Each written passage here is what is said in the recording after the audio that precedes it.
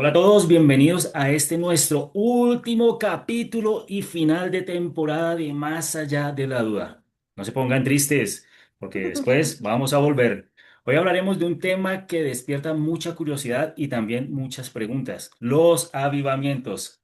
A lo largo de la historia hemos escuchado sobre tiempos en los que la presencia de Dios se hizo sentir con poder, transformando vidas, iglesias y comunidades enteras. Pero ¿sigue ocurriendo eso hoy? ¿Es real el movimiento del Espíritu Santo en nuestro tiempo? En este episodio vamos a reflexionar sobre la obra actual del Espíritu Santo, cómo sigue actuando en la iglesia y en el mundo, y por qué su poder no permanece solo al pasado. También escucharemos objeciones y las responderemos a la luz de la fe, a la luz de la palabra, recordando que el mismo Espíritu que obró en los primeros creyentes sigue actuando hoy. Acompáñame y descubramos juntos si los avivamientos son posibles y cómo Dios sigue moviéndose entre nosotros. Bienvenidas, compañeras. Bueno, muy buenas noches, Giovanni, Angélica, bienvenidos a todos nuestros oyentes. Y bueno, te doy la palabra, Angélica, para que saludes a la audiencia y empezamos. Claro que sí, buenas noches a todos. Nos agrada estar aquí en este nuevo y último programa, pero Sí, el el otro año último. nuevamente estaremos con ustedes con nuevos temas. Amén, así va a ser, así va a ser. Empecemos entonces con este Ok, podcast. listo, bueno, empiezo. Ahora, es importante, ¿es necesario un avivamiento para la iglesia? De acuerdo a nuestra experiencia en el Centro Mundial de Avivamiento, sí es importante. Pero sin embargo, hay gente que dice que los avivamientos no hacen a una iglesia mejor o peor, porque después de todo, el Espíritu Santo está en una forma u otra en las iglesias. Entonces, ¿por qué va a ser necesario un avivamiento? Ahora, es cierto que el Espíritu Santo está, porque fue la promesa de Jesús que él iba a estar con nosotros 24/7 en sobre y con nosotros, ¿ya? Pero es que no es simplemente conocerlo o saber que lo tenemos. Necesitamos experimentarlo, necesitamos vivir bajo su fuego, bajo su poder, bajo su dirección, ser llenos de él. Entonces, podemos decir que en Hechos 2 los discípulos eran creyentes. Sin embargo, ellos fueron empoderados solo hasta en la época de Pentecostés, hasta cuando ellos sabían que el Espíritu Santo estaba, pero hasta cuando Él vino sobre ellos fue que pudieron ser empoderados y pudieron mirar ese poder transformador, vivirlo y ser testigos en ese momento Samaria, Judea y todo el resto de la tierra. Entonces veamos que aunque nosotros creemos, sí necesitamos ese empoderamiento de parte del Espíritu Santo de Dios. C.S. Lewis dice que el avivamiento es una irrupción de lo sobrenatural en lo cotidiano.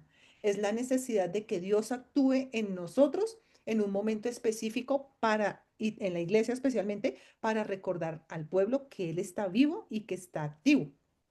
¿Por qué? Porque una iglesia no puede ser mejor o peor, ¿ya? Simplemente que sí hay una realidad y es que una iglesia, cuando no tiene ese poder vivo y activo que es el Espíritu Santo en constante movimiento, se puede volver una iglesia que cae en la rutina, en la frialdad o en un conformismo. Por lo tanto, esa irrupción sobrenatural que dice C.S. Lewis en la iglesia es ese avivamiento que nos va a renovar, que nos va a avivar la pasión, nos va a despertar la santidad y nos va a reactivar también y nos va a hacer más conscientes de la misión que Jesús nos dejó. Efesios 5:18 nos dice, no os embriaguéis con vino en el cual hay disolución, antes sed bien llenos del Espíritu. Ese ser llenos es un llamado constante, es una guía constante, eso no es una experiencia única, es como dice nuestro pastor Ricardo, una relación y eso es lo que nos va a generar una plenitud. Ahora bien, frente a todo este tema, también hay gente que dice que los avivamientos son un uso inadecuado de las emociones, que ahí se está en un avivamiento es por la emoción y no por la fe y que eso reemplaza el conocimiento verdadero por falsas experiencias. Entonces, es claro que un avivamiento no va a reemplazar la fe. ¿Por qué? Porque la fe es un don de Dios. Entonces, eso no tiene reemplazo. Ahora, la fe es activa, ¿ya? Y el avivamiento no es solamente una exaltación emocional, es esa manifestación, como lo venía hablando, del Espíritu Santo, que despierta nuestra fe y esa pasión por Cristo. Ahora, eso es parte de la experiencia. Igual el Señor nos hizo con emociones. El tema es que yo no puedo esperar un avivamiento de la emoción, sino de la relación. Entonces, podemos decir que el verdadero avivamiento, ¿sí? Integra la emoción, la razón y la revelación, todas en su medida, en su proporción, y la fe no excluye la experiencia, sino la purifica, según lo que dice C.S. Lewis. Por último, ¿qué puedo decir? Que el avivamiento es una fe encendida por el Espíritu Santo de Dios, que un avivamiento no reemplaza el conocimiento, sino que lo profundiza, no niega la razón, sino que ilumina y no es una experiencia falsa, sino una manifestación real de la presencia de Dios que transforma nuestras vidas. Ahora, la primera carta de Corintios 2, 4, 5 nos dice, y mi palabra y mi predicación no fue con las palabras persuasivas de humana sabiduría, sino con demostración del Espíritu y de poder, para que vuestra fe no esté fundada en la sabiduría de los hombres, que en este caso serían las emociones, sino en el poder de Dios. ¿Esto qué significa? Que la fe no se basa en emociones humanas, sino en el poder transformador y en la guía del Espíritu Santo de Dios. Tremendo, ¿no? Es muy, muy, muy claro lo que significa el avivamiento para estos tiempos. Ahora tenemos una pregunta que es que si es real el movimiento del Espíritu Santo en nuestro tiempo. Yo puedo decirles que sí, o sea, el movimiento del Espíritu Santo es real y sigue actuando en nuestro tiempo. El Espíritu Santo no fue solo esa presencia del pasado, sino la manifestación continua de Dios que guía a su iglesia. Es quien convence de pecado, transforma corazones y da poder para servir. C.S. Lewis en su libro nos dice que él afirma que la acción divina en el mundo no es una interrupción irracional de la naturaleza, sino la intervención del Creador en su propia obra. Así como los milagros son expresiones concretas del poder de Dios en la historia, la obra del Espíritu Santo es una realidad constante. Él actúa en la mente, en el corazón y en las circunstancias de los creyentes para llevarlos hacia la verdad. Por tanto, el Espíritu Santo sigue moviéndose hoy, convence, renueva, consuela y da vida espiritual como evidencia de que Dios sigue presente y activo en su creación. Nos objetan o hay cosas que dicen como que el movimiento del Espíritu Santo fue algo propio de los tiempos bíblicos.